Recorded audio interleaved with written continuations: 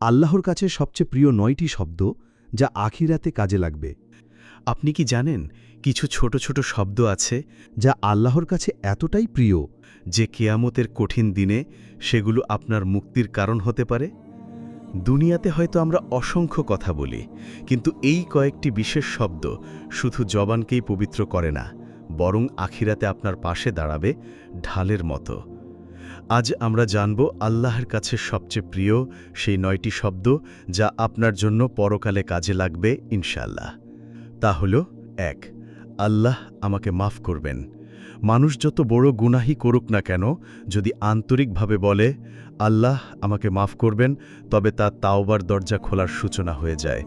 আল্লাহ বলেন, হে আমার বান্দারা, যারা নিজেদের উপর সীমা লঙ্ঘন করেছ, আল্লাহ রহমত থেকে নিরাশ হও না, নিশ্চয়ই আল্লাহ সব গুনাহ ক্ষমা করে দেন।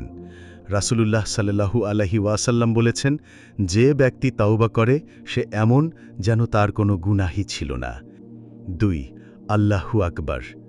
আল্লাহু আকবার অর্থ আল্লাহই সবচেয়ে মহান।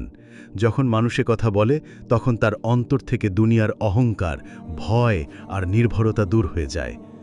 কোরআনে আল্লাহ বলেন, তোমার প্রভুর মহিমা ঘোষণা করো ও তার প্রশংসা করো।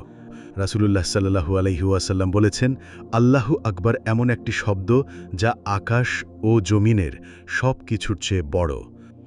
৩, আস্তাগফিরুল্লাহ। আস্তাগফিরুল্লাহ অর্থ, হে আল্লাহ আমাকে ক্ষমা করো।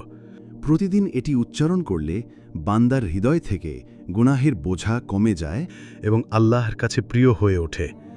কোরআনে আল্লাহ বলেন, তুমি যদি তোমার গুনাহ মাফ করার জন্য আল্লাহর কাছে ক্ষমা প্রার্থনা করো, নিশ্চয়ই তিনি তোমাকে ক্ষমা করবেন। রাসূলুল্লাহ সাল্লাল্লাহু আলাইহি ওয়াসাল্লাম বলেছেন, যে ব্যক্তি দিনে কমপক্ষে ১০০ বার আস্তাগফিরুল্লাহ বলে, আল্লাহ তার সব গুনাহ মাফ করবেন। ৪, লা ইলাহা ইল্লাল্লাহ। লা ইলাহা ইল্লাল্লাহ অর্থ আল্লাহ ছাড়া আর কোনো উপাস্য নেই। এটি হলো মুসলিমের মূল ঈমানের সাক্ষ্য। কোরআনে আল্লাহ বলেন, যে ব্যক্তি লা ইলাহা ইল্লাল্লাহ বলে এবং ঈমান আনে, তার জন্য জান্নাত প্রস্তুত করা হয়েছে। রাসূলুল্লাহ সাল্লাল্লাহু আলাইহি ওয়াসাল্লাম বলেছেন, যে ব্যক্তি জীবনের প্রতিটি সময় এবং মৃত্যুর সময় লা ইলাহা ইল্লাল্লাহ বলে, আল্লাহ তাকে জাহান্নামের আগুন থেকে রক্ষা করবেন। ৫, আলহামদুলিল্লাহ। আলহামদুলিল্লাহ অর্থ সব প্রশংসা আল্লাহর জন্য। যখন আমরা আলহামদুলিল্লাহ উচ্চারণ করি তখন হৃদয়ে কৃতজ্ঞতা ও শান্তিতে ভরে ওঠে। কুরআনে আল্লাহ বলেন, যদি তোমরা কৃতজ্ঞতা প্রকাশ করো, আমি অবশ্যই তোমাদেরকে আরও দান করব। রাসূলুল্লাহ সাল্লাল্লাহু আলাইহি ওয়াসাল্লাম বলেছেন, যে ব্যক্তি প্রতিদিন আলহামদুলিল্লাহ উচ্চারণ করে, আল্লাহ তার জন্য দুনিয়াতে শান্তি এবং আখিরাতে বরকত বৃদ্ধি করবেন। ৬, সুবহানাল্লাহ। সুবহানাল্লাহ অর্থ আল্লাহ সকল দোষ থেকে পরিপূর্ণ পবিত্র।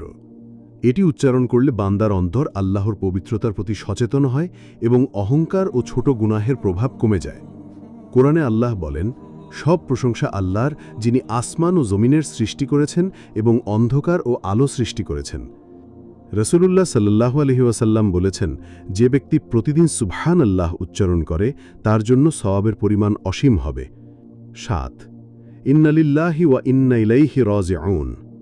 অর্থ, আমরা আল্লাহরই এবং আবার আল্লাহরই কাছে ফিরে যাব। যখন কোনো বিপদ বা শোক আসে, এই বাক্য উচ্চারণ করলে বান্দার মন শান্ত হয় এবং আল্লাহর প্রতি পূর্ণ ভরসা জন্মায়। কুরআনে আল্লাহ বলেন, যে কোনো বিপদ তোমাদের স্পর্শ করে তা পূর্ব নির্ধারিত এবং আল্লাহর প্রতি ফিরে যাও। রাসূলুল্লাহ বলেছেন, যে ব্যক্তি কোনো বিপদে ইন্না লিল্লাহি ওয়া ইন্না ইলাইহি রাজিউন বলে, আল্লাহ তার জন্য রক্ষা ও শান্তি প্রদান করেন। ৮, হে আল্লাহ আমাকে জান্নাত দাও। এই প্রার্থনা হলো বান্দার আল্লাহর কাছে সরাসরি আকুল আবেদন, যার হৃদয় থেকে ওঠে। এটি উচ্চারণ করলে আল্লাহর প্রতি ভরসা প্রকাশ পায়। কুরআনে আল্লাহ বলেন, প্রার্থনা করো, আমি তোমার প্রার্থনা কবুল করব। রাসূলুল্লাহ সাল্লাল্লাহু আলাইহি ওয়াসাল্লাম বলেছেন, যে ব্যক্তি নিয়মিত জান্নাত প্রার্থনা করে, আল্লাহ তার জন্য জান্নাত সহজ করে দেন। ৯, আমি আল্লাহর জন্য করেছি। আসল ইবাদত তখনই পূর্ণ হয় যখন বান্দা বলে, আমি এটা শুধু আল্লাহর জন্য করেছি। কোনো প্রশংসা, কোনো দুনিয়ার লোভ নয়, শুধু আল্লাহর সন্তুষ্টির জন্য। রাসূলুল্লাহ সাল্লাল্লাহু আলাইহি ওয়াসাল্লাম বলেছেন, আল্লাহ শুধু সেই আমল কবুল করেন যা তার সন্তুষ্টির জন্য করা হয়। নাসাই হাদিস নাম্বার 3140। তাই যখন একজন মুমিন অন্তর থেকে বলে আমি আল্লাহর জন্য করেছি, তখন তার প্রতিটি কাজ আল্লাহর কাছে মূল্যবান হয়ে যায়, যদিও সেটা মানুষের চোখে ছোট মনে হয়। আখিরাতের দিন আমাদের মুখ বন্ধ থাকবে, কিন্তু আমাদের শব্দ আর আমলগুলোই সাক্ষী দেবে। আজ আমরা যে আলহামদুলিল্লাহ, সুবহানাল্লাহ, আল্লাহু আকবার বলছি কিংবা যে দোয়া করছি, সেগুলোই আমাদের কিয়ামতের দিন আমাদের পক্ষে দাঁড়াবে। তাই আসুন প্রতিদিন এই প্রিয় শব্দগুলোকে জীবনের অংশ করি, কারণ হয়তো একটি আস্তাগফিরুল্লাহ কিংবা একটি আন্তরিক দোয়াই আখিরাতে আমাদের মুক্তির কারণ হয়ে যাবে ইনশাআল্লাহ। এরকম ভিডিও পেতে এই চ্যানেলটি সাবস্ক্রাইব করে রাখুন।